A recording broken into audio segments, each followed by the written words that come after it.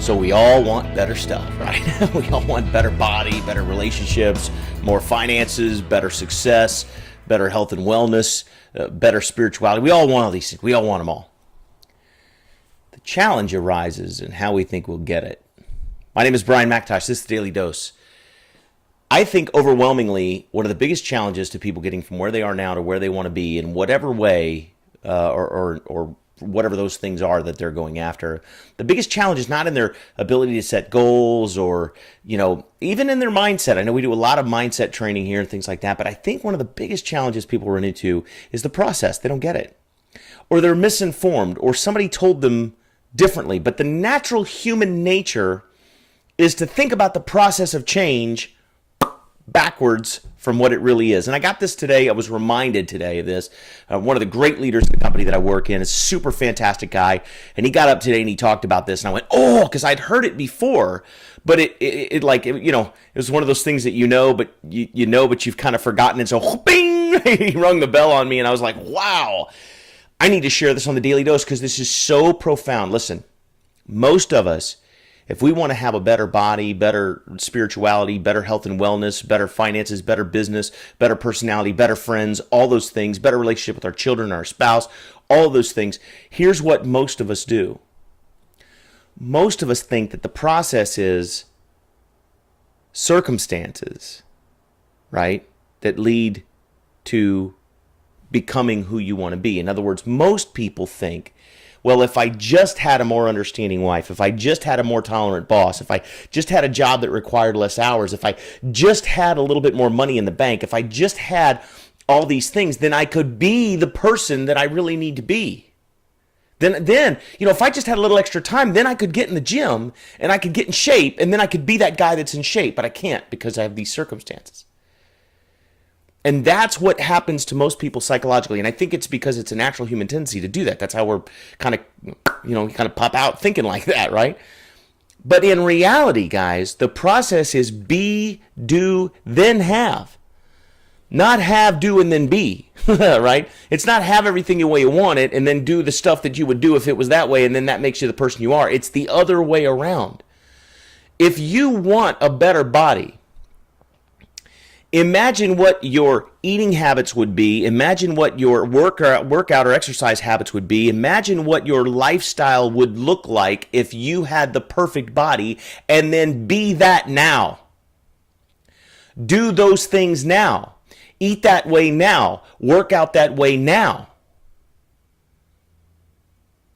Be the person you would need to be if you were in the shoes you want to be in now. Because if you do that now, here's what will happen. You'll begin to do the things that you would need to do if you had the perfect body. See, if you had the perfect body, but you ate pizza every day, you wouldn't have the perfect body for very long, would you? No. So what would you have to do if you had the perfect body to maintain it? Well, you'd have to exercise a certain way and eat a certain way. So look, be that person on the inside first, then do what that person does, and then you'll have what that kind of person would get. In other words, the believing and then the doing will bring about the having. And that is, in fact, the process, not just for your health and wellness, but for your business and your finances. Look, if you want to be a top salesperson in your insurance firm or your sales firm or your network marketing business or whatever, you got to ask yourself, what would I look like? What would I sound like, talk like, walk like, dress like, think like if I was the number one producer in my company, or the number one salesperson in my staff, or the number one manager in my corporation? What would I look like, walk like, talk like, do like, think like, and then be that person? Because when you are that person, when you begin to walk that way, talk that way, think that way, act that way, in other words, take on the role, be the person first, and then you will begin to do the things that that person would do, and it's those very activities that will get you the top ranking in your company, the top sales record in your firm, or all those things that the bank account you want, the raise you want, the promotion you want, all those things. You've got to be the person first so that you'll take the actions and do the things necessary to bring about the having of the things that would come to that individual. And it sounds counterproductive.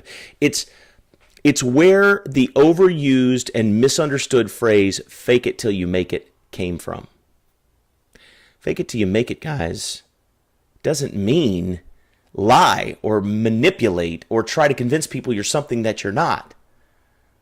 I suppose it could mean that if you wanted it to mean that, but where I come from, man, here's what fake it till you make it means. You use that loosely, but what it really means is this.